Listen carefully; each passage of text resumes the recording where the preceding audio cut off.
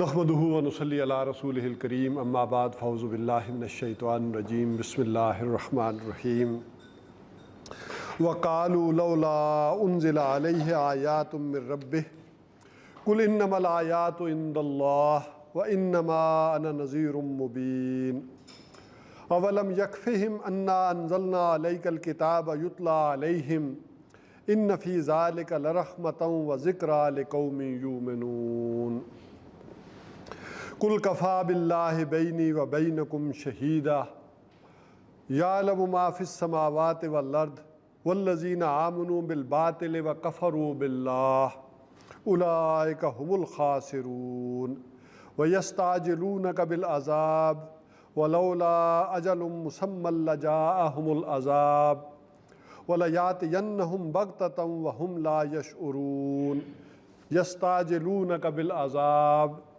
وَإِنَّ جَهَنَّمَ لَمُحِيطَةٌ بِالْكَافِرِينَ يَوْمَ يَغْشَاهُمُ الْعَذَابُ مِنْ فَوْقِهِمْ وَمِنْ تَحْتِ أَرْجُلِهِمْ وَيَقُولُ ذُوقُوا مَا كُنْتُمْ تَعْمَلُونَ يَا عِبَادِيَ الَّذِينَ آمَنُوا إِنَّ أَرْضِي وَاسِعَةٌ فَإِيَّايَ فَاعْبُدُونِ کل نفس ذائقۃ الموت ثم الینا ترجعون والذین آمنوا وعملوا الصالحات لنبوئنہم من الجنة غرفا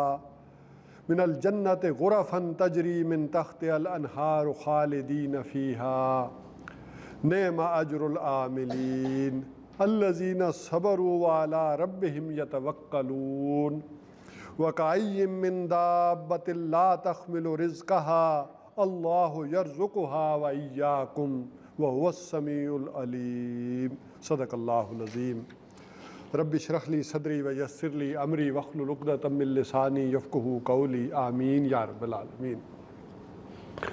ہماری جو گفتگو پچھلی دفعہ چل رہی تھی اس کا حاصل کیا تھا، یعنی جو ہمارا سلسلہ چل رہا ہے دروس کا، اس کا اصل مضمون ہے صبر اور مصابرت۔ ابھی ہم صبر کے دور سے گزر رہے ہیں۔ مکی دور میں صبر تھا، صبر یک طرفہ تھا، اور مدینہ میں جا کر وہ کیا ہوا، مصابرت ہو گئی، صبر دو طرفہ عمل ہو گیا۔ کفار کو بھی اب جھیلنا پڑ رہا ہے، انہیں بھی اب آپ کہہ لیں کہ صبر کا مقابلہ اب صبر سے ہو رہا ہے۔ مکہ میں تو یہ تھا کہ ابو جہل مار رہا ہے تو صبر ہی کر رہے، اب کیا کریں، ان کو تو ان کا کچھ نقصان نہیں ہو رہا، کفار کا تو یک طرفہ معاملہ تھا۔ اب جب مدینہ میں آئے ہیں تو ان کا بھی نقصان ہو رہا ہے، تو صبر میں بھی مسلمانوں کو بڑھ جانا چاہیے۔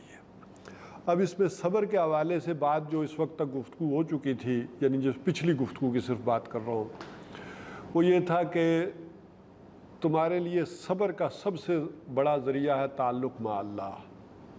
وَاصْبِرْ، جو حضور صلی اللہ علیہ وسلم سے کہا گیا کہ آپ بھی صبر کیجئے، وَمَا صَبْرُكَ إِلَّا بِاللَّهِ، اور صبر نہیں ہے مگر اللہ کے سارے، تعلق مع اللہ، اللہ سے تعلق جب تک وہ مضبوط نہیں ہوگا صبر میں تم آگے نہیں بڑھ سکتے۔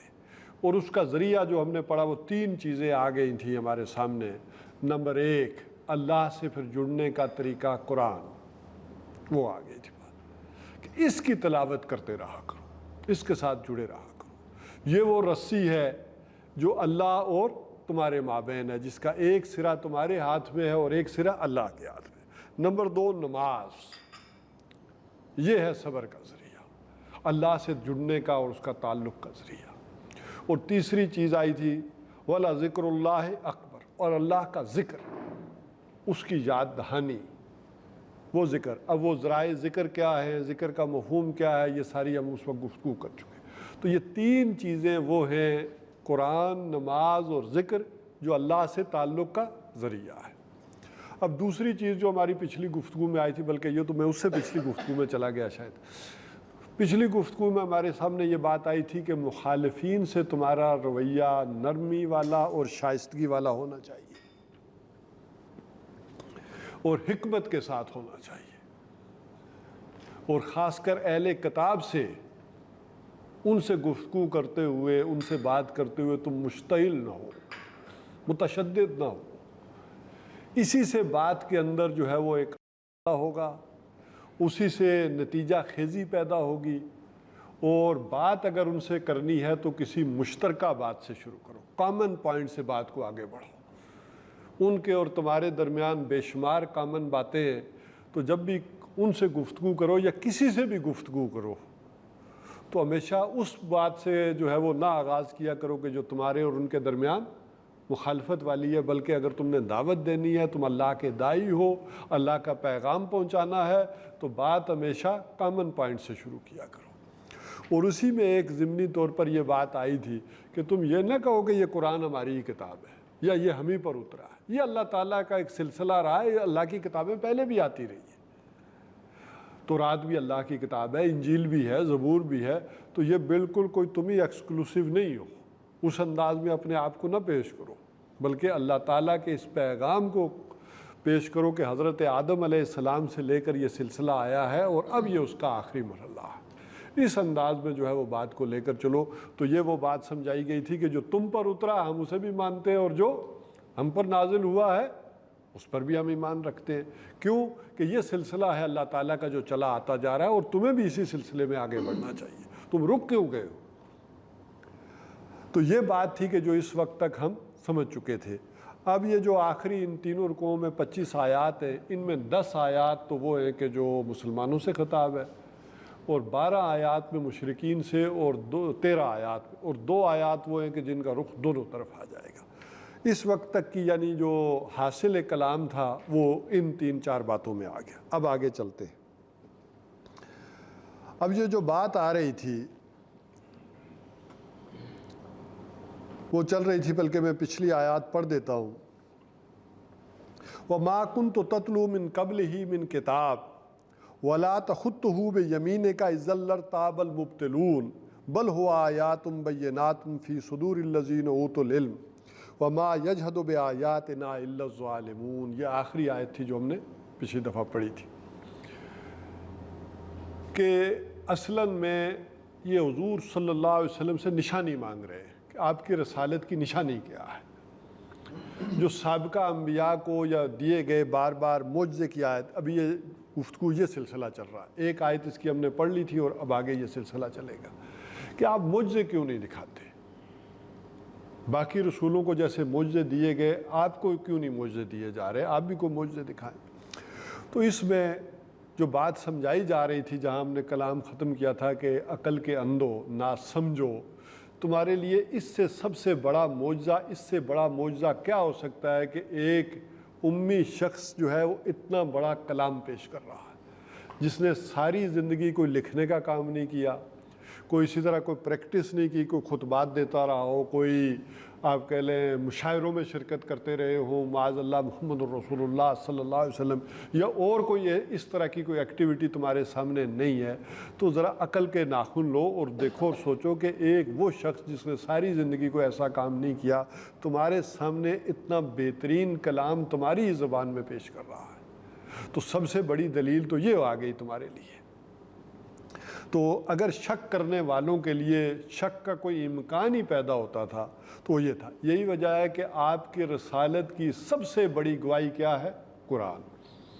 اسی وجہ سے وہ ہم نے پچھلی دفعہ آپ کو یاد ہوگا کہ آخر میں سورہ یاسین کی ابتدائی 3 آیات بھی پڑھی تھی، جس سے بحث پھر ذرا بالکل لوکل لیول پر چلی گئی تھی کہ یاسین والقرآن الحکیم انک لمن المرسلین۔ یاسین حروف مقطعات میں سے بھی، اور اس کے اگر کوئی معنی کرنے کی بھی کوشش کی گئی تو وہ یہ کہ اے انسان کامل، اے سید ولد آدم، والقرآن الحکیم، قسم ہے اس حکمت برے قرآن کی، انک لمن المرسلین، یقیناً آپ ہمارے رسولوں میں سے، آپ کی رسالت کی سب سے بڑی گواہی کیا ہے؟ قرآن حکیم۔ تو اگر تمہیں کوئی گواہی چاہیے تو یہ گواہی تمہارے سامنے موجود ہے۔ یہ اب ایک جواب دیا جا رہا ہے۔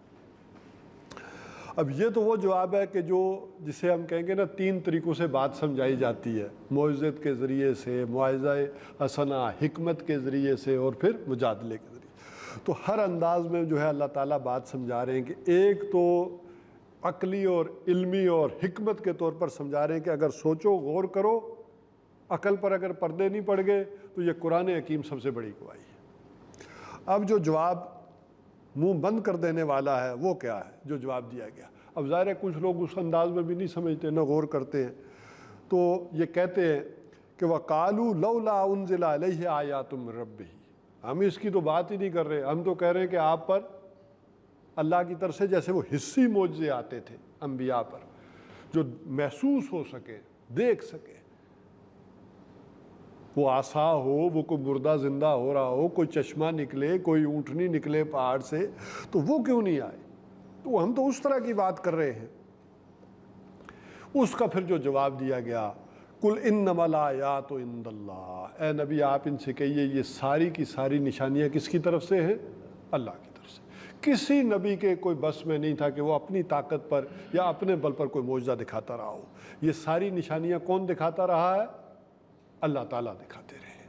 تو یہ تو معجزے دکھانے اس نے ہیں، اور یہی وہ مضمون ہے کہ جو پھر چلا ہے سورہ انعام، اس میں پوری سورہ انعام کے اندر جو ہے نا یہ سارا مضمون بڑی رد و قدا کے ساتھ چلا ہے کہ آخر آپ نشانی دکھاتے کیوں نہیں ہے، وجہ کیا ہے، جس کو اللہ تعالیٰ نے کہہ دیا کہ اب ہمارا فیصلہ یہ ہے کہ اس طرح کا کوئی معجزہ ہم دنیا میں نہیں دکھائیں گے۔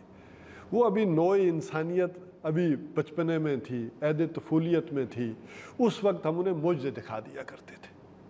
اب نوع انسانی مجموعی طور پر، عقلی طور پر یہ شعور کی سطح پر آ گئی ہے۔ اب انسانوں کو اپنی عقل سے، سوچ سے، سمجھ سے اس سے بات کرنی اور سمجھنی ہے۔ اب جیسے بچہ ہوتا ہے نا، وہ کھلونوں سے کھیلتے ہیں، تو اب تمہارے کھلونوں کے جو ہے وہ کھیلنے کے دن گئے، اب عقل سے سوچو اور سمجھو، اور اس بنیاد پر آؤ، آگے بڑھو کہ تمہاری فطرت جو ہے وہ تمہاری گواہی دے گی، تمہاری عقل گواہی دے گی۔ اب ان چیزوں پر آگے بڑھو اور سوچو اور غور کرو، اب کھلونے طلب نہ کرو، اب تم جوان ہو گئے ہو۔ اور دوسری بات وہاں بھی یہ سمجھائی گئی کہ آخر یہ معجزے دیکھ کر ایمان کون لایا ہے؟ تاریخ انسانی بتاتی ہے کہ معجزے دیکھ کر تو کوئی ایمان نہیں لایا۔ وہ حضرت صالح علیہ السلام سے مطالبہ تو قوم نے کر دیا کہ لے آئے ہیں اونٹنی، لیکن لانے کے بعد کیا وہ مان گئے تھے؟ کیا فرعون نے معجزہ دیکھ کر مان لیا تھا؟ مانا تو کوئی بھی نہیں دنیا میں۔ تو یہ عقل کے اندر اگر ہم نہیں دکھا رہے وہ اسی معجزے، تو اس میں مہلت ہے۔ جب ہم معجزہ دکھا دیتے ہیں تو گیا کیا کرتے ہیں؟ مہلت ختم کر دیتے ہیں، پھر ہم قوم کو نہیں چھوڑا کرتے۔ تو یہ تو تمہارے فائدے کی بات ہو رہی ہے۔ تو انما انا نذیر مبین، میرا کام کیا ہے؟ حضور فرما رہے ہیں میں ہوں انا نذیر مبین، میں ہوں کھلا خبردار کرنے والا۔ میں تو تمہیں اس کے پیغام پہنچا رہا ہوں، کھلا خبردار کرنے والا ہوں، تمہیں ڈرا رہا ہوں آنے والے وقت سے کہ کیا ہونے والا ہے۔ میرا یہ کام تو ہے نہیں کہ میں تمہیں کو معجزے اور معاذ اللہ کو کرتب یا کوئی اس طرح کی غیر مافوق الفطرت جو ہے وہ چیزیں وہ دکھاؤں کروں، یہ میرا کام نہیں ہے۔ میرا کام ہے تمہیں اللہ کا پیغام پہنچاؤں، کھلے انداز سے خبردار کر دوں، تو وہ میں کر رہا ہوں۔ اب پھر دوبارہ کہا گیا کہ دیکھو اولم یکفیہم انا انزلنا علیک الکتاب، کیا ان لوگوں کے لیے یہ کافی نہیں ہے؟ یہ کون سے معجزے مانگ رہے ہیں؟ کیا ان کے لیے یہ کافی نہیں ہے؟ انا انزلنا علیک الکتاب، کہ ہم نے ان کے اوپر اتاری ہے ایک کتاب، یتلا علیہم، جو ان کے اوپر پڑھی جاتی ہے۔ اب یہاں وہی دیکھ لیں، یتلا علیہم، جب عین کی پریپوزیشن آ جائے، اعلیٰ کی پریپوزیشن اور صلہ آ جائے تو اس کا مطلب ہوتا ہے کہ جو پڑھ کر سنائی جائے۔ تو کیا ان کے لیے یہ کافی نہیں ہوگا کہ ان کے اوپر یہ کتاب پڑھ کر انہیں سنائی جاتی ہے؟ ان فی ذالک لرحمہ، اور یقیناً یہ ان کے لیے رحمت کا باعث ہے۔ یہ سوچ نہیں رہی کہ یہ کتاب ان کے لیے اس دنیا میں کیا ہے؟ رحمت کا باعث ہے۔ حضور صلی اللہ علیہ وسلم کو کہا گیا کہ جو آپ رحمت للعالمین ہیں۔ کیوں ہیں؟ کہ آپ وہ انسان جو ہے وہ یک طرفہ ہو جاتا ہے، متشدد ہو جاتا ہے۔ اصل میں بیلنس زندگی گزارنا یہ سب سے مشکل کام ہے، متوازن زندگی گزارنا، بیلنس زندگی گزارنا اور صحیح جگہ پر رہنا۔ اچھا، تشدد اختیار کرنا آسان ہوتا ہے، چاہے ادھر کا کرے آدمی چاہے ادھر کا کرے۔ اچھا، تشدد والی چیز پھیلتی بھی زیادہ ہے، اس جگہ پر رہنا یہ ہوئی۔ تو یہ رحمت ہے کہ جو انسان کو ایک متوازن نظام زندگی دے رہی ہے اس دنیا میں، ایک عدل اور قسط، ایک نظام۔ اس وقت نوع انسانی کی سب سے بڑی ضرورت کیا تھی؟ باقی اخلاقی اسنا ہوں، باتیں ہوں، وہ تو چلی آ رہی تھی سابقہ انبیاء سے۔ ہاں، حضور صلی اللہ علیہ وسلم نے ان میں بھی توازن پیدا کیا، اور نوع انسانی کی جو سب سے بڑی ضرورت تھی، نوع انسانی اجتماعی اعتبار سے جہاں آگے جانے والی تھی، اب ظاہر بات ہے کہ انسانوں کے اندر وہ عقل اور شعور جو کہا جا رہا ہے کہ اب اس کے ذریعے پکار رہے ہیں، تو وہ جب بیدار ہونا تھا تو اب نوع انسانی نے کسی ایک انسان کی بات بھی نہیں سننی ماننی تھی، لہذا نبوت کا سلسلہ بھی مکمل کر کے خاص وقت میں ختم کر دیا گیا کہ اب نوع انسانی اجتماعی سطح پر سوچے اور جائے، جیسے آج کل کہا بھی جاتا ہے نا کہ اداروں کا دور دنیا میں آ گیا۔ وَذِكْرَىٰ لِقَوْمٍ يُؤْمِنُونَ، اور یہ یاد دہانی ہے ایمان والی قوم کے لیے کہ یہ یاد دہانی کرائی جا رہی ہے، تمہاری فطرت کے اندر وہ ساری چیزیں موجود ہیں۔ قرآن اصل میں کیا کر رہا ہے؟ ان چیزوں کو جو تمہاری فطرت کے اندر ہیں انہیں ابھار کر سامنے لا رہا ہے، ان کے اوپر کوئی گرد پڑ گئی ہے، کوئی پردے پڑ گئے ہیں، تو اب قرآن حکیم یہ کر رہا ہے، یہ کتاب یہ کر رہی ہے کہ اس کی یاد دہانی کرا رہی ہے کہ یہی باتیں ہیں جو تمہارے دل کے اندر ہیں، یہی یہ چیز ہے جو دوائی۔ بعض اوقات دیکھیں انسان سوفسٹائیت کا شکار بھی ہو جاتا ہے، کوئی آدمی ہو سکتا ہے دلائل میں باتوں میں بہت بڑھ جائے اور آپ کو ہو سکتا ہے لاجواب کرتے، اپنی غلط بات میں بھی اتنے آپ پہ آرگو کرے اور اتنی باتیں کرے کہ آپ، لیکن اندر سے فطرت گواہی دے دے گی کہ ٹھیک ہے میری پاس جواب نہیں ہے، دلیل نہیں ہے، لیکن بات یہ بندہ صحیح نہیں کر رہا، یہ ایک اندر سے آ جاتی ہے انسان کو آواز۔ تو یہ قرآن حکیم یہ جب پڑھا جاتا ہے، یہ جب تمہیں سنایا جاتا ہے، تو اصل میں کیا ہے؟ یہ تمہاری فطرت کی آواز ہے، وہ پکار ہے، وہ پردے جو ہے وہ اٹھ جاتے ہیں۔ جیسے باہر آپ میں نے سمجھایا کہ وہ نشانی جیسے کسی بچپن میں کسی دوست نے دی ہو، تو جب وہ نشانی سامنے آتی ہے، چاہے 50 سال بعد انسان کے سامنے آ جائے، وہ نشانی دیکھ کر انسان کو اپنا 50 سال پرانا دوست بچپن کا یاد آ جاتا ہے۔ ایسے ہی یہ چیزیں قرآن حکیم کی آیات یہ وہ ہیں کہ جو آپ کو یاد دہانی کرا دیتی ہے۔ قُلْ كَفَىٰ بِاللَّهِ بَيْنِي وَبَيْنَكُمْ شَهِيدًا، اور آپ کہیے نبی صلی اللہ علیہ وسلم کہ اللہ میرے اور تمہارے درمیان کافی ہے گواہ، اللہ میرے اور تمہارے درمیان موجود ہے، میں جو کام کر رہا ہوں اور جو تم جھٹلا رہے تمہارے اندر گواہی دے رہے ہیں، تمہاری فطرت گواہی دے رہی ہے اس بات کی کہ یہ بات صحیح ہے، سچ ہے، اور اللہ اس پر گواہ ہے۔ وہ بالکل جو بات حضرت ابراہیم علیہ السلام نے کہی تھی، لیکن ابھی اسی صورت میں ہم حضرت ابراہیم علیہ السلام کا واقعہ پڑھائے تھے، وہ کیا تھا؟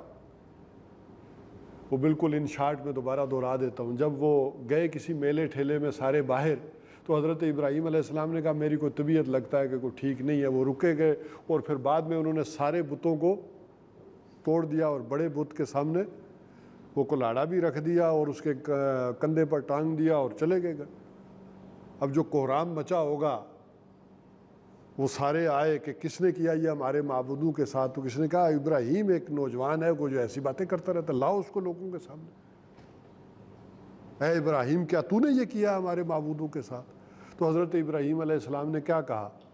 ان سے پوچھ لو کس نے کیا ہے، اور یہ بڑے سے پوچھو نا، کلاڑا بھی اس کی گردن میں ٹنگا ہوا ہے، اس سے پوچھو۔ تو انہوں نے کہا ابراہیم تجھے خوب پتہ ہے یہ بولتے نہیں ہیں۔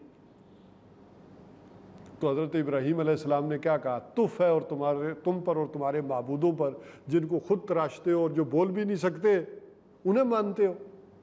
تو ایک لمحے کو انہوں نے سوچا کہتا یہ ٹھیک ہے، ان کے دلوں نے گواہی دی، ان کی عقلوں نے گواہی دی کہ ابراہیم علیہ السلام ٹھیک کرے، لیکن اس پر پھر غلبہ آ گیا۔ وہ جو عقائد تھے، رسومات تھیں، رواج تھا، تہذیب تھی، اس نے غلبہ پایا اور انہوں نے کہا کہ جلاؤ اس کو۔ رزلٹ یہ نکلا، اور حضرت ابراہیم علیہ السلام نے کہا نہیں ایسا نہیں ہے، بات تم پہچان چکے ہو، تم مان چکے ہو، لیکن اصل میں یہ جو دنیا میں تمہارے تعلقات ہیں، رشتہ داریاں ہیں، کاروباری تعلقات ہیں، جماعتی تعلقات ہیں، یہ جو دوستیاں یہ تمہیں ادھر نہیں آنے دے رہی، تمہیں اپنی برادریاں چھوڑنی پڑیں گی، تمہیں اپنے کاروباروں میں نقصان کرنے پڑیں گے، یہ اصل میں تمہیں ادھر نہیں آنے دے رہی۔ تو یہ گواہی ہے، اے نبی صلی اللہ علیہ وسلم ان سے کہیے اللہ میرے اور تمہارے درمیان کافی ہے۔ اور ویسے تو بہت سارے لوگوں نے یہ گواہی دی بھی، سب سے بڑھ کر جسے حضور صلی اللہ علیہ وسلم نے کہا کہ یہ اس امت کا فرعون ہے ابو جہل، اس نے گواہی دی کہ محمد صلی اللہ علیہ وسلم سچ کہتے ہیں۔ وہ کوئی غلط بات تو نہیں کہہ رہے. اور بسا اوقات تو ہمیں وہ روایات بھی مل جاتی ہیں کہ اس میں معلوم ہوتا ہے کہ یہ سارے لوگ چھپ کر حضور صلی اللہ علیہ وسلم سے قرآن سنا کرتے تھے. ایسی اس میں اٹریکشن تھی, ایسی چاشنی تھی کہ یہ کئی آپ کو واقع مل جائیں گے کہ کعبے کے پردے کے پیچھے چھپے بیٹھے تھے, کہیں اس سے تھے کہ سنا کرتے تھے کہ ہے بات صحیح.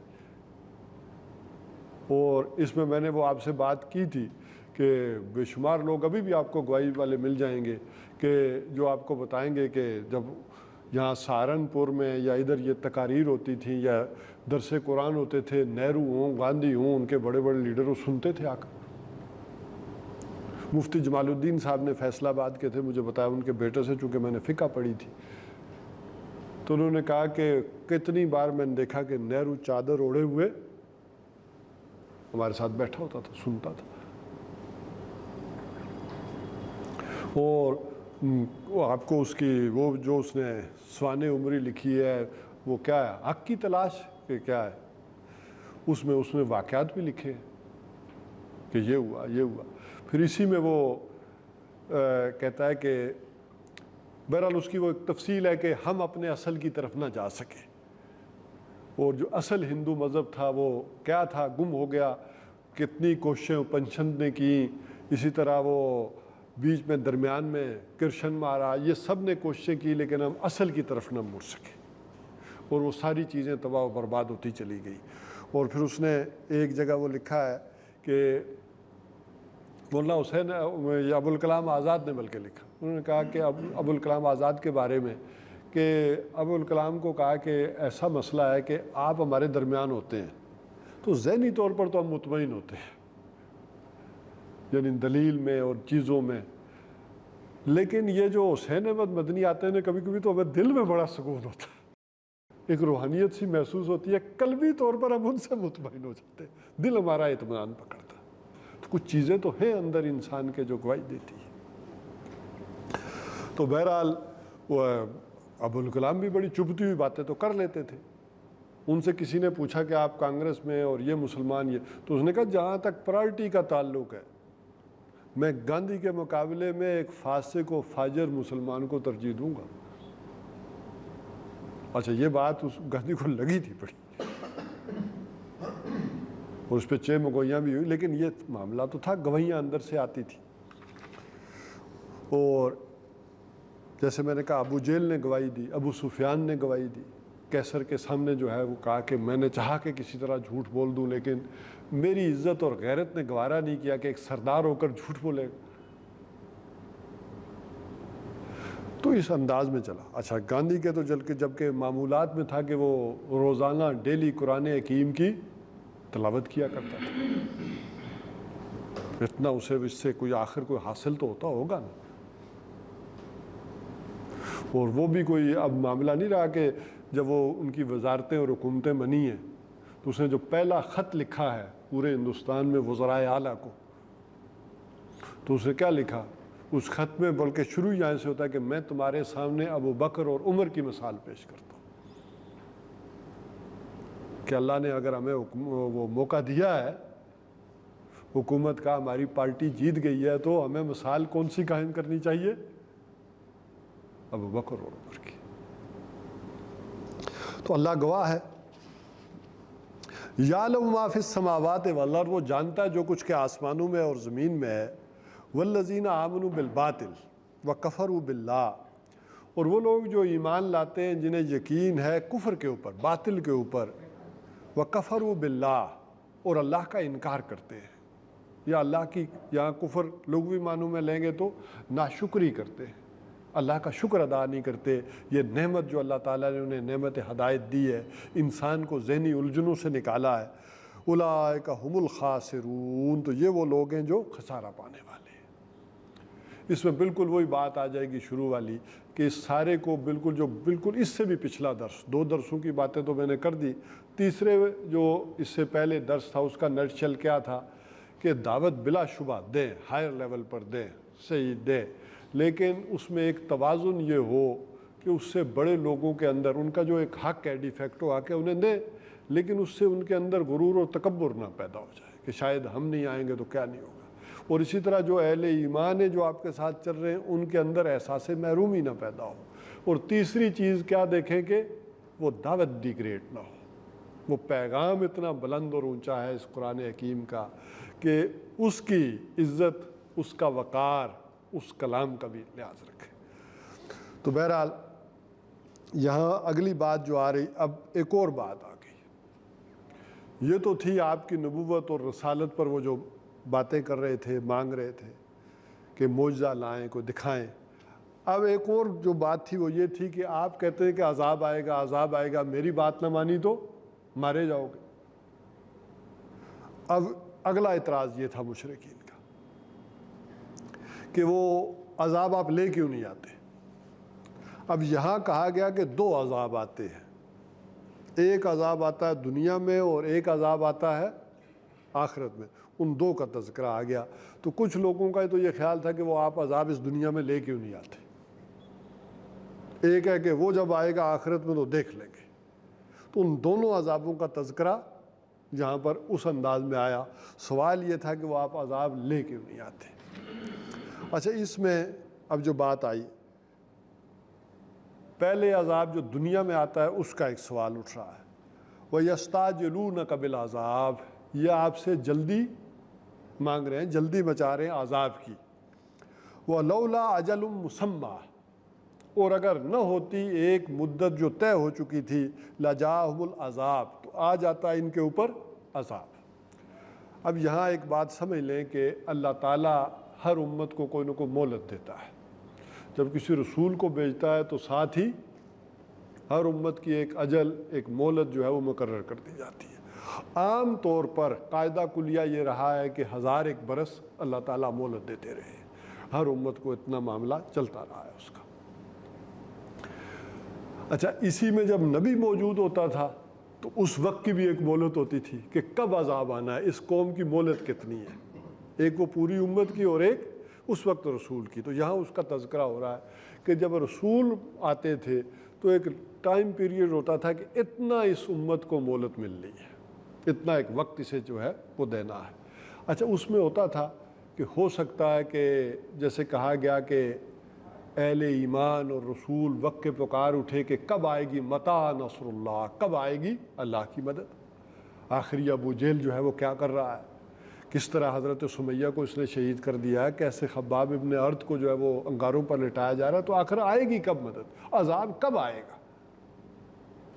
تو حضور صلی اللہ علیہ وسلم سے بھی کہا جا رہا ہے کہ اے نبی، آپ ان کے لیے عذاب میں جلدی نہ کیجیے، انہیں تھوڑی سی مہلت اور وَمَاهِلْهُمْ، یعنی قلیلا، یا تھوڑی سی انہیں اور مہلت دیجیے. تھوڑا سا ایک معاملہ ہمارے ہاں ایک طے ہے کہ کب تک انہیں مہلت دینی ہے، اس وقت سے پہلے نہیں. ہو سکتا ہے کہ اہل ایمان کے دلوں میں کوئی بات آ جائے، کچھ ایسے مسلمانوں کے دلوں میں خیال بھی آ سکتا تھا کہ آخر کب آئے گی. وہ جو وعدہ اللہ نے کیا ہے کہ یہ نہ ماننے والوں پر عذاب آئے گا، یہ تو چیلنج کر رہے ہیں کہ آئے، اور ادھر سے آ بھی نہیں رہا، تو کب آ کر رہے گا. اور بعض جگہ پر یہ روایت میں بھی آتا ہے کہ ایک دن حضور صلی اللہ علیہ وسلم نے بھی کہہ دیا، ترکی بترکی جواب دے دیا، جب انہوں نے کہا کہ آپ لے آئیں نا عذاب. آخر 13 برس ہو گئے، ہمارے بھی کان سن سن کے پک گئے ہیں کہ عذاب آئے گا آئے گا، تو لے کیوں نہیں آتے. حضور نے کہا میرے بس میں ہوتا تو لے ہی آتا، میرے اور تمہارے درمیان معاملہ چکتا کر دیا جاتا. لیکن یہ تو اس کا فیصلہ ہے، اس کی مدت ہے، اس نے کب تک طے کیا ہوا ہے وہ ہے. یہی وجہ ہے کہ قرآن حکیم میں ہر رسول کے ساتھ بار بار یہ کہا گیا کہ جب ان کی مہلت کا وقت ختم ہوگا تو ایک لمحہ بھی نہ آگے بڑھ سکیں گے نہ پیچھے رک سکیں گے. تو اس کے ہاں طے ہے، یہ چیلنج کرتے رہیں، یہ باتیں کرتے رہیں، ایک مدت طے ہے، وہ اسی وقت آ کر رہے گا. وہ ان کے کہنے سے، ان کے بےتاب ہونے سے، کسی کے خیالات سے وہ ممکن نہیں کہ وہ آئے. یہی وجہ کہ حضور صلی اللہ علیہ وسلم نے دعا کی. اب میں ذرا اگلی ٹرم پہ آ رہا ہوں کہ اللہ میری امت کو 1.5 دن کی مہلت دے دینا. ان تیرے فضل و کرم سے میں دعا کرتا ہوں، امید کرتا ہوں کہ میری امت کو 1.5 دن کی مہلت، کیونکہ اس دنیا میں جو اللہ کی تقویم جو چلتی ہے وہ تقریباً 1000 برس کا معاملہ چلتا ہے.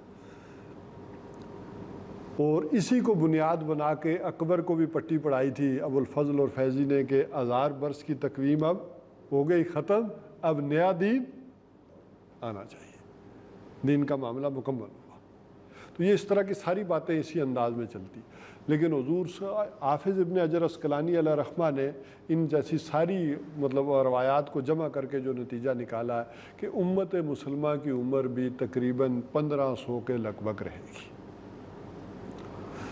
کچھ زیادہ بھی ہو سکتی ہے، 50-60 برس، کچھ کم بھی ہو سکتی ہے، یعنی وہ 1600 یا 1700 آگے نہیں بڑھے گا، بلکہ اسی کے لگ بھگ جو ہے یہ معاملہ پورا ہو کر رہے گا۔ تو اس حساب سے ہم لگائیں تو بڑا ایک معاملہ دنیا کا قریب آتا چلا جا رہا ہے۔ ویسے تو اس وقت بھی حضور صلی اللہ علیہ وسلم سے بھی کہہ دیا گیا تھا کہ یہ اسے دیکھ رہے ہیں بڑا دور، وہ نراہ قریب، اور ہم تو اسے دیکھ رہے ہیں بہت نزدیک۔ اللہ تعالیٰ کا معاملہ تو جو ہے وہ ایک ہمارے دن ہے ناپنے تولنے کے، ایک ہے اللہ تعالیٰ کا معاملہ، اس کے لیے تو ایک دن بھی نہیں گزرتا۔ تو بہرحال یہ آپ سے مانگ رہے ہیں عذاب کا معاملہ کہ وہ جلدی آئے، تو اس کی تو ایک مدت طے ہے، لجاہم العذاب، تو اگر وہ نہ طے ہوتی تو ان کے اوپر آ جاتا عذاب۔ وَلَيَأْتِيَنَّهُمْ بَغْتَةً وَهُمْ لَا يَشْعُرُونَ، اور وہ جب بھی آئے گا ان کے اوپر اچانک آئے گا اور انہیں خبر نہیں ہوگی۔ بلکہ اس کو یوں سمجھ لیں کہ مارشاء اللہ جب بھی آتا ہے اچانک آتا ہے، وہ پتہ تو نہیں چلتا نا، صبح پتہ چلتا ہے کہ رات کو مارشاء اللہ آ گیا، جس کی تیاریاں ہوتی ہیں ہو رہی ہیں، تو مارشاء اللہ تو اچانک آتا ہے۔ تو ایسے ہی عذاب بھی اللہ نے کہا کہ یہ اچانک آ جاتا ہے۔ تو بہرحال وہ جب بھی آئے گا اچانک آئے گا اور انہیں اس کی خبر تک نہ ہوگی۔ اب آگے کریں، اب پھر یہ عذاب کا معاملہ چل رہا ہے۔ وَيَسْتَعْجِلُونَكَ بِالْعَذَابِ، اب دوبارہ مانگ رہے ہیں، کہہ رہے ہیں کہ یہ عذاب کا معاملہ جلدی کریں۔ وَيَسْتَعْجِلُونَكَ، آپ سے جلدی مچا رہے ہیں، بالعذاب، عذاب کا۔ اب یہاں یہ دوسرا عذاب مراد ہوگا۔ اب یہ چیزیں ذرا سمجھنی پڑتی ہیں، اس جواب سے چیزوں سے، وہاں نمبر 1 نمبر 2 کر کے اس طرح کوئی نہیں لکھا ہوتا۔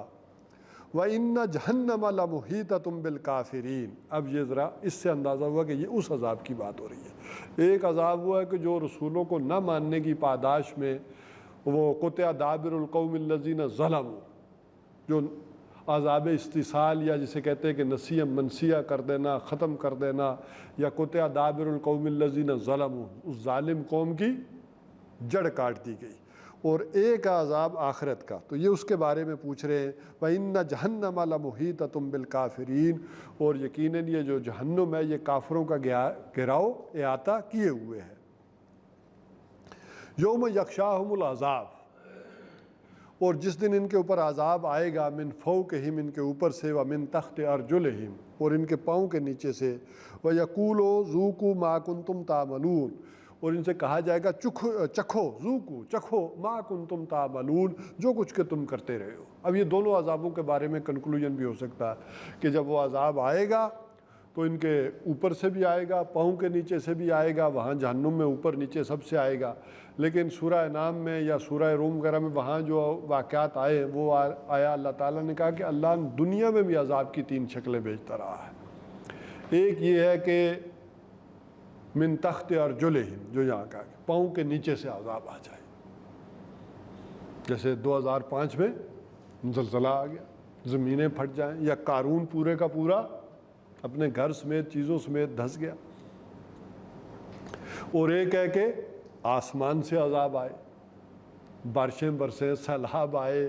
حضرت نوح علیہ السلام کے زمین میں تو اوپر نیچے دونوں سے ہوا کہ زمین سے بھی کہا کہ وہ بھی زمین پانی اگلے اور آسمان بھی یہ بھی۔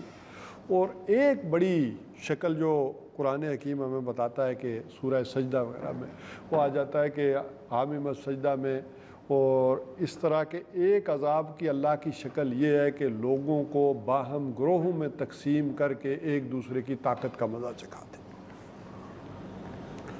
کہ اللہ تعالیٰ یوں بھی انتقام لیتا ہے کہ فرشتوں کی کوئی نہیں، انسانوں کو ملک الموت بنا دیتا ہے۔ تو ایک عذاب کی شکل یہ بھی ہے کہ باہم آپس میں لڑ کر ایک دوسرے کو مارتے ہیں، یہ بھی عذاب کی شکل آتی ہے۔ اور یہ تینوں ہی سے کسی نہ کسی انداز میں ہم گزرتے بھی ہیں۔ تو اللہ تعالیٰ کہہ رہا ہے کہ جب عذاب آئے گا، اور اسی کو حضور صلی اللہ علیہ وسلم سے کہا کہ اللہ تعالیٰ کا احسان سمجھے ہیں نبی، یہ جو مدینہ میں ہوا ہے کہ برسا برس سے دشمنیاں چلی آ رہی تھیں اوس اور خزرج میں اور ان یہودی قبائل کے مابین اور ان کے ساتھ بھی. آپ اگر ساری دنیا کی دولت بھی خرچ کرتے، زمین پر سارے خزانے بھی خرچ کر دیتے، تو وہ محبت جو میں نے ان کے درمیان پیدا کی ہے وہ محبت نہ پیدا ہو سکتی، جس کو بھی اللہ تعالیٰ نے احسان عظیم قرار دیا کہ کسی قوم کے اندر آپس میں محبت وہ پیدا کرتے. اسی کا احسان ہوتا ہے کہ میاں اور بیوی کے درمیان اللہ تعالیٰ محبت پیدا کر دیتا، ورنہ بالکل ایک اجنبی خاتون ایک اجنبی مرد، ذرا اندازہ کریں نا کہ پھر دونوں ایک زندگی جو ہے وہ کس انداز میں شروع کرتے ہیں، وہ موافقت پیدا ہوتی ہے. کوئی والدین کو چھوڑنا، کوئی گھر بار کو چھوڑنا کوئی آسان کام تھوڑا ہی ہوتا ہے، لیکن اللہ تعالیٰ اس کے اندر اتنی محبت ڈال دیتے ہیں کہ وہ ساری چیزیں دونوں چھوڑتے ہیں اور پھر زندگی کا آغاز کرتے ہیں. تو یہ تو اسی کا ایک فضل و کرم ہوتا ہے، ورنہ وہ انڈرسٹینڈنگ نہ ہو، وہ محبت نہ ہو، تو ہم کہتے ہیں نا کہ دنیا کی خوبصورت ترین عورت بھی ڈائن بن جاتی ہے. آپ دنیا کی سب سے بیسٹ اور خوبصورت عورت سے شادی کر لیں، لیکن آپ کی ذہنی مانگی نہ ہو، انڈرسٹینڈنگ ہی نہ ڈیولپ ہو سکے، محبت نہ پیدا ہو سکے دونوں کے درمیان، تو اس سے زیادہ اس کی زندگی اجیرن اور عذاب والی کیا ہوگی. تو یہ اللہ تعالیٰ جو ہے وہ کہہ رہے ہیں کہ وہ عذاب جو ہے وہ اس انداز میں بھی نازل کر دیتے ہیں. اب جو بات کہی گئی جو پچھلے درس میں بھی تھی، ٹائم آج گھڑی ہے تو مجھے بتا دیجیے کہ کہاں رکنا ہے. تو کتنا ٹائم ہے اب ہمارے پاس؟ 7 بجے تک کر لیں. ٹھیک ہے 7:20. ٹھیک ہے. یا عبادی الذین آمنوا ان ارضی واسعہ. اب جہاں سے بات شروع ہوئی تھی وہ گفتگو کی اہل کتاب کی کہ ان سے کیسے بات کرو، اب یہاں وہ اس کو کلوز کیا جا رہا ہے. یا عبادی الذین آمنوا، اے وہ لوگوں جو ایمان لائے ہو. چونکہ مکی صورتوں میں انداز یہی ہوتا ہے، یا ایھا الذین آمنوا نہیں آتا. یا ایھا الذین آمنوا جا کر بنا ہے مدینہ میں، امت بنی ہے مدینہ میں تحویل قبلہ کے بعد. ابھی سابقہ امت چل رہی تھی، وہ معزول ہوئی ہے اور یہ امت جو ہے وہ نئی کھڑی ہوئی ہے، پھر ان کو یا ایھا الذین آمنوا کہا گیا. لہذا مدنی صورتوں میں آپ کو خطاب ملے گا یا ایھا الذین آمنوا. مکی صورتوں میں زیادہ تر خطاب جو ہے وہ اہل ایمان سے جو ہوا ہے وہ حضور صلی اللہ علیہ وسلم کے ذریعے ہوا ہے. جیسے ہوتا ہے کہ کوئی بات اگر کسی کو کہنی بھی ہو تو بندہ دوسرے کو کہہ دیتا ہے. جیسے کہوں رے بیٹی تجھ سے اور بہو رے بہو کان دھر تو بعض اوقات حضور صلی اللہ علیہ وسلم سے خطاب ہو رہا ہوتا ہے، لیکن اصل خطاب اہل ایمان سے. لیکن جہاں خطاب کی ضرورت پڑ بھی جائے تو وہاں کیا ہے، یا عبادی الذین آمنوا، اے وہ لوگوں جو ایمان لائے ہو، ان ارضی واسعہ، یقیناً میری زمین بڑی وسعت والی ہے. فَإِيَّايَ فَاعْبُدُونِ، تو پس تم میری بندگی کرو. اب یہ جو آج کا زمین سے بندھے نہ رہو، ملک سے بندھے نہ رہو. اگر کوئی تمہیں میری بندگی نہیں کرنے دیتا تو چھوڑ دو. اصل مسئلہ کیا، فَإِيَّايَ فَاعْبُدُونِ، بس تم میری ہی بندگی کرو، میرے اطاعت گزار رہو، میرے احکامات مانو. اگر تمہیں کسی ملک میں کوئی نہیں ماننے دیتا تو جاؤ دوسرے ملک میں جہاں کوئی ماننے دے رہا. یہاں تم پر جو ہے وہ حالات تنگ کر دیے گئے، یہاں تمہیں مارا جا رہا ہے، ستایا جا رہا ہے. تو یہ سن 5 میں گویا کہ یہ بات کہی جا رہی ہے کہ تم حبشہ کی طرف ہجرت کر جاؤ. حضور صلی اللہ علیہ وسلم یہ نے اس آیت کی بنیاد پر پھر مسلمانوں کو اجازت دے دی کہ جو تو برداشت کر سکتا ہے وہ رہے، لیکن جو برداشت کر سکتا وہ حبشہ میں ایک نیک اور عادل حکمران ہے اس طرف ہجرت کر جائے. لیکن یہ ہجرت واجب نہیں تھی، یہ بائی چوائس تھی. لیکن جو مدینہ میں کہی گئی ہے ہجرت، وہ واجب قرار دے دی گئی، وہ فرض قرار دے دی گئی کہ جو بھی ایمان لایا ہے وہ مدینہ کرے ہجرت. تو یہ ہجرت نہ فرض تھی نہ واجب تھی، یہ بائی چوائس تھی کہ جس سے نہیں برداشت ہو رہا وہ نکل جائے، چلا جائے، وہاں چلا جائے، لیکن جو برداشت کر سکتا ہے وہ رہے۔ تو اصل اصول کو کہا گیا کہ تم زمین سے نہ بندھے رہو۔ دنیا میں جو نیشنلزم کا تصور آ گیا ہے وہ اسی کے اثرات پھر جو ہے وہ پڑے ہیں مسلمانوں کے اوپر بھی، اور اس پچھلی صدی تک کے آخر تک تو ایسا نہیں تھا، یعنی یہ صرف ان 100-150 برسوں میں یہ ساری ڈیولپمنٹ ہوئی ہے۔ پچھلی آپ کہہ لیں کہ 1920 تک تو ایک مسلمان انٹرنیشنل شہری تھا، اس کے لیے کوئی ڈاکومنٹ، کوئی پابندی نہیں تھی، جس ملک میں چاہے جہاں رہے، جدھر جائے جدھر آئے، کوئی مسئلہ نہیں تھا۔ اور آپ دیکھیں ایک مسلمان یہاں سے اٹھتا تھا، کوئی مکہ جا کر آباد ہو رہا ہے، کوئی جنوبی افریقہ جا رہا ہے، کوئی کہاں جا رہا ہے، کوئی مراکش جا رہا ہے، وہاں سے آ رہے ہیں۔ اور جس کی مثال ہمیں سب سے بڑی یہ ملتی ہے کہ ابن بطوطہ کی، وہ مراکش بلکہ افریقہ کا بھی پرلا کونا ہے، پرلا سرا، اس کے شہر طنجہ سے چلتا چلتا چلتا دنیا پوری کی سیر کرتا کرتا ہندوستان آیا ہے۔ یہاں انہوں نے دیکھا کہ قابل آدمی ہے، اتنا ایکسپیرینس آدمی ہے، پوری دنیا کی ایک سیر کر کے آیا ہے، حکومتوں اور نظاموں اور بادشاہوں کو دیکھ کر آیا ہے، تو انہوں نے اسے وزارت دے دی، یہ وزیر بنا دیا۔ آج کی دنیا میں کوئی سوچ سکتا ہے کسی دوسرے ملک والے کو آپ منسٹر لگا دیں؟ نہیں، یہ تو ہماری قوم کا ہی نہیں ہے، یہ ہمارے ملک کا ہی نہیں ہے، وہ ہے۔ اور ابن بطوطہ یہاں وزیر رہ گئے۔ تو ایک یہ معاملہ تھا کہ مسلمان بندھے ہوئے نہیں تھے۔ پھر یہ تقسیم ہوئی ہے اور یہ نعرے پھر لگے ہیں، المصر للمصریین اور الشام للشامیین، سیریا والوں کا ہے، عراق عراقوں والوں کا ہے۔ اور یہ پھر پوری دنیا میں جو نیشنلزم کا پھر دورہ آیا تو ہر ایک نے اس بنیاد پر پھر وہ کر لی چیزیں۔ اصل شے جو تھی باندھنے والی وہ جب ہٹی ہے تو پھر یہ ساری چیزیں جڑی ہیں اور آئی ہیں، اور اس بنیاد پر پھر سروائیول بھی ہوا، دنیا کی ضرورت بھی تھی، اسی بنیاد پر ہوا۔ تو بہرحال یا عبادی الذین آمنوا ان ارضی واسعۃ فایایا فاعبدون، تو پس میری ہی بندگی کرو، کل نفس ذائقۃ الموت، اور ہر ایک جان کو موت کا ذائقہ چکھنا ہے۔ اس شے کو اپنے قریب نہ آنے دو کہ تم یہاں رہو گے، مکہ میں رہو گے تو مر جاؤ گے۔ اب دیکھیں بات کو بیلنس بھی کیا، نہیں کوئی بندگی میری کرنے دے رہا، جاؤ، وہاں کوئی نہیں مار دے گا، یہاں کوئی نہیں مار دے گا۔ ہر جان نے موت کا ذائقہ چکھنا ہے، اس سے کوئی بری نہیں ہے، لہذا اس موت کے خوف کو تو اپنے قریب نہ آنے دو۔ یہ ہونے والی شے ہے، یہ شدنی امر ہے، یہ مرنا ہے ہی ہے، اور اس کا بھی ایک وقت مقرر ہے ہی ہے، لہذا اس کو قریب نہ آنے دو۔ یہی وجہ ہے کہ حضور صلی اللہ علیہ وسلم نے فرمایا کہ دنیا میں وہ وقت بھی آ کر رہے گا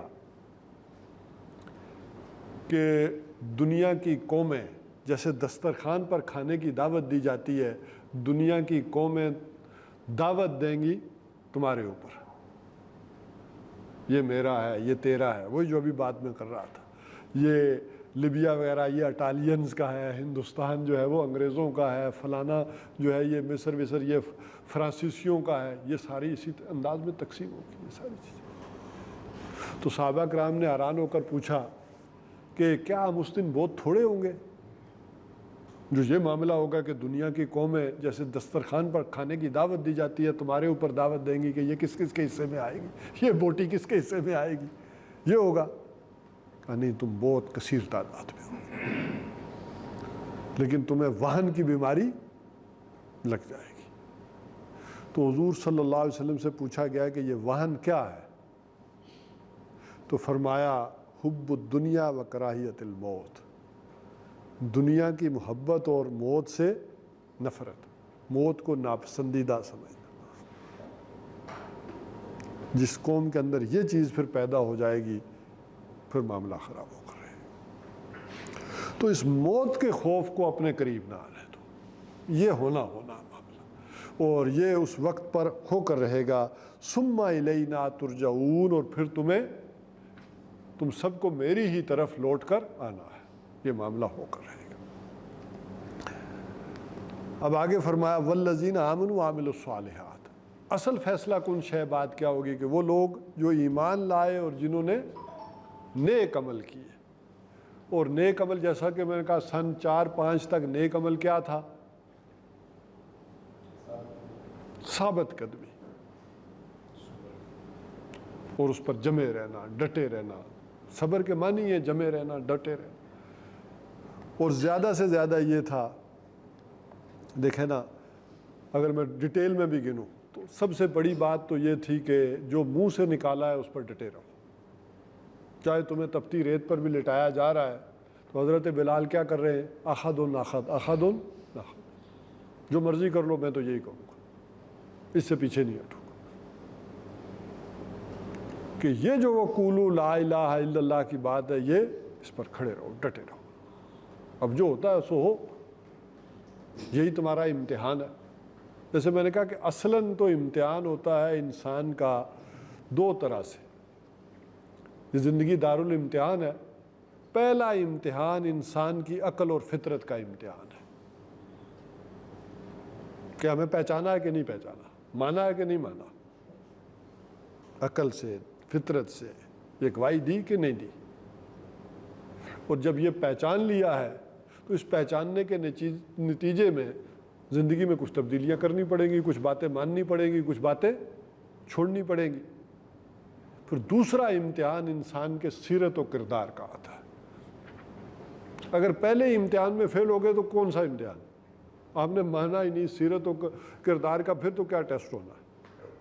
دوسرا امتحان سیرت و کردار کا ہے کہ اگر آدمی نے جو بات مانی ہے، سمجھی ہے، اس پر اگر ڈٹا نہیں ہے تو معلوم ہوا کوئی کردار نہیں ہے، کوئی سیرت نہیں ہے، بودا آدمی ہے، کھوکھلا ہے. باتیں ایک بات کو صحیح سمجھے اور اس پر ڈٹے نا. تو وہاں تو یہ تھا کہ جو بات کہی ہے پھر منہ سے نکالی ہے، وہ لوگ جو پھر اس پر ڈٹے. یا صبح و شام کی نماز تھی وہ پڑھی ہے، یہی نیک اعمال ہوں. یا کسی کو کھانا کھلا دیا ہے، نہیں تھے نا. یا کوئی پیسے ہوں گے تو کسی غلام کو آزاد کر دیں جو مارا جا رہا ہے، ستایا جا رہا ہے. اور تو بڑھ کر کوئی نیک اعمال نہیں تھے، یہی تھے سارے. اس کو روزے اب تھے نہیں، زکوٰۃ تھی نہیں، شراب کوئی ابھی حرام نہیں تھی. تو بہرحال والذین آمنوا وعملوا الصالحات لنبوئنہم من الجنت غرفا، تو ہم لازماً انہیں ٹھکانہ دیں گے جنت کے اندر. غرفا یعنی جسے کہتے ہیں نا کہ آج کی وہ دنیا میں ولاز اور 2 منزلیں، وہ جو مکان ہوتے ہیں ڈبل سٹوری بلڈنگ. تو من الجنت غرفا تجری من تحت الانہار، جن کے دامن میں ندیاں بہتی ہوں گی. خالدین فیہا، اور اس میں رہیں گے ہمیشہ.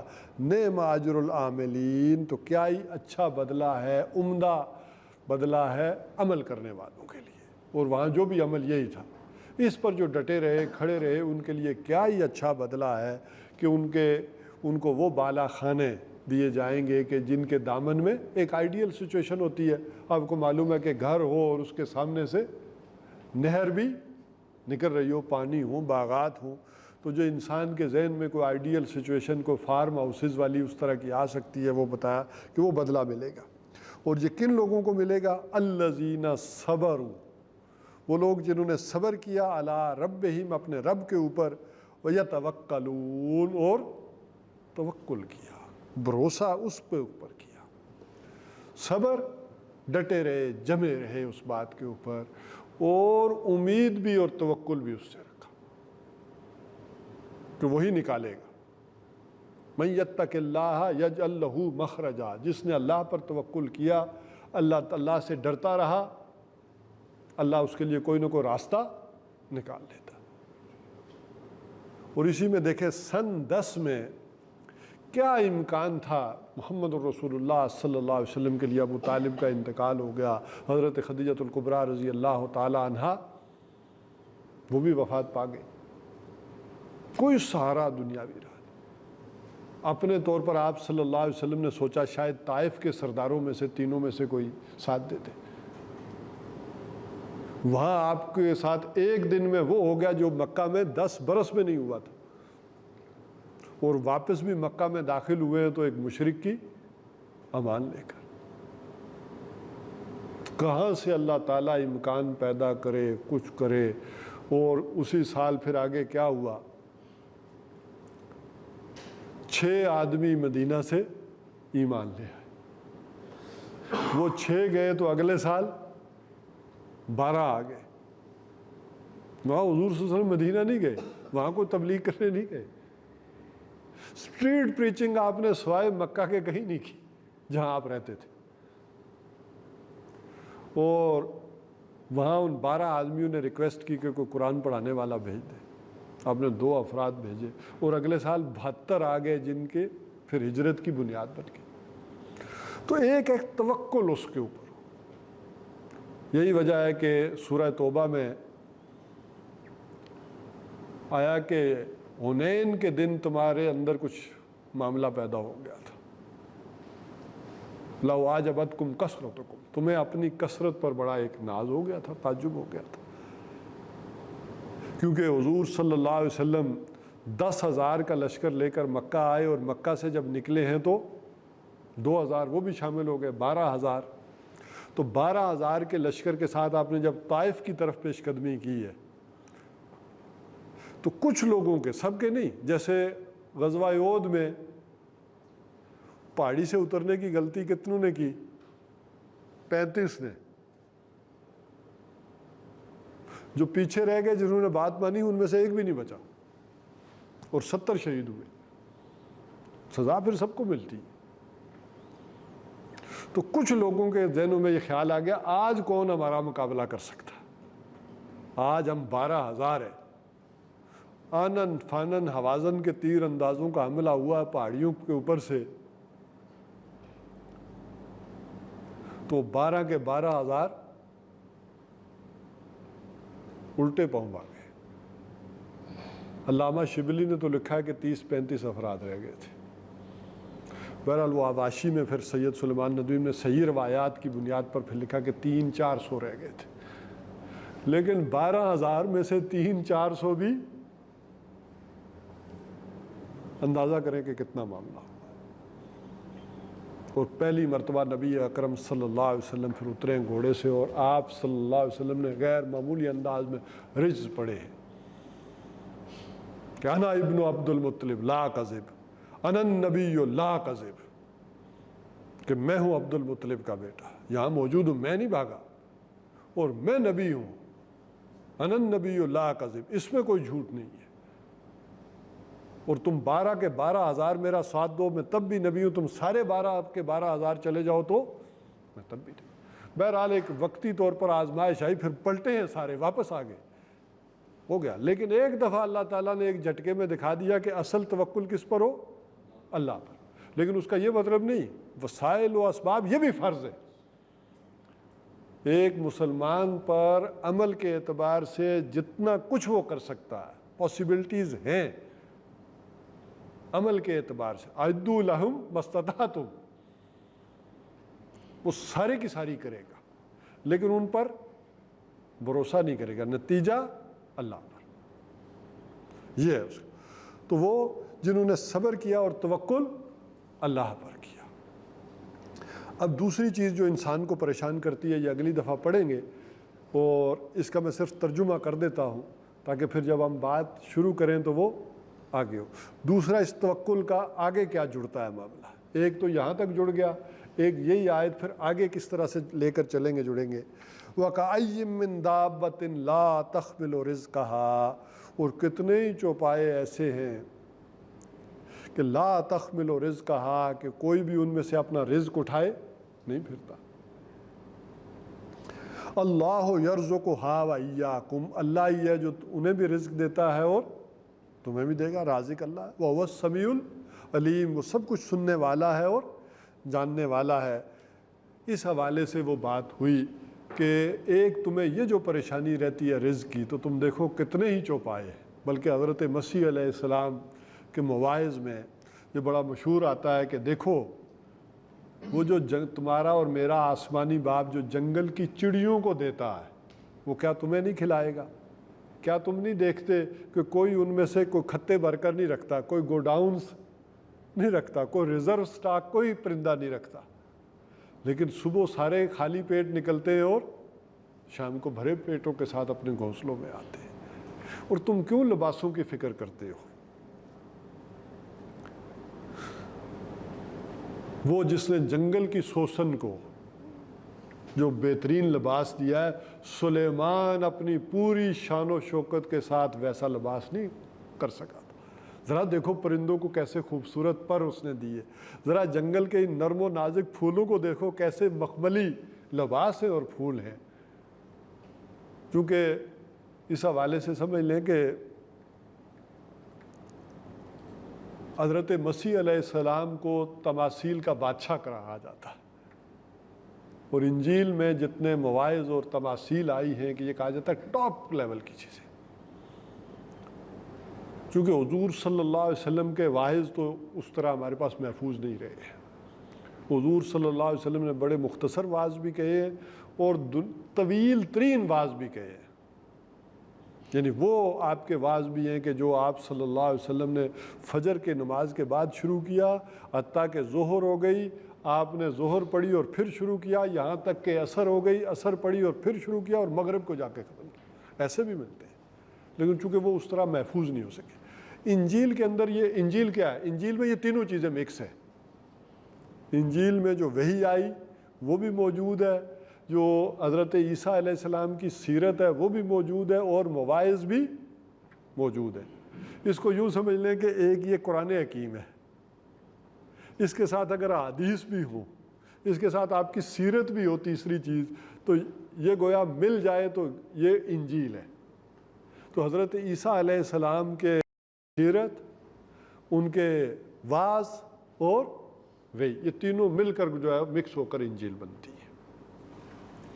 تو یہ کہا ویسے بھی ان کا جو مشہور واعظ ہے سرمن آف دی ماؤنٹ, پہاڑی کا واعظ, کوہ زیتون پر جو انہوں نے کہا, بڑے مشہور دنیا کے مواعظوں میں سے ایک جو ہے وہ واعظ ہے.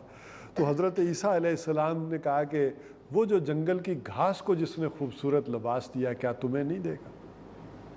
تو ایک اس حوالے سے یہ رزق والا معاملہ, اور اس کو کہا کہ یہ جو توکل اللہ کے اوپر رزق کے حوالے سے کہ جو جانوروں کو کھلاتا پلاتا ہے وہ کیا تمہیں نہیں کھلائے پلائے گا؟ بھوکے مر جاؤ گے, کہاں جاؤ گے؟ اس پریشانی اور سوچ میں نہ رہو. اس آیت سے پھر ہم ذرا گفتگو پھر آگے انشاءاللہ العزیز شروع کریں گے.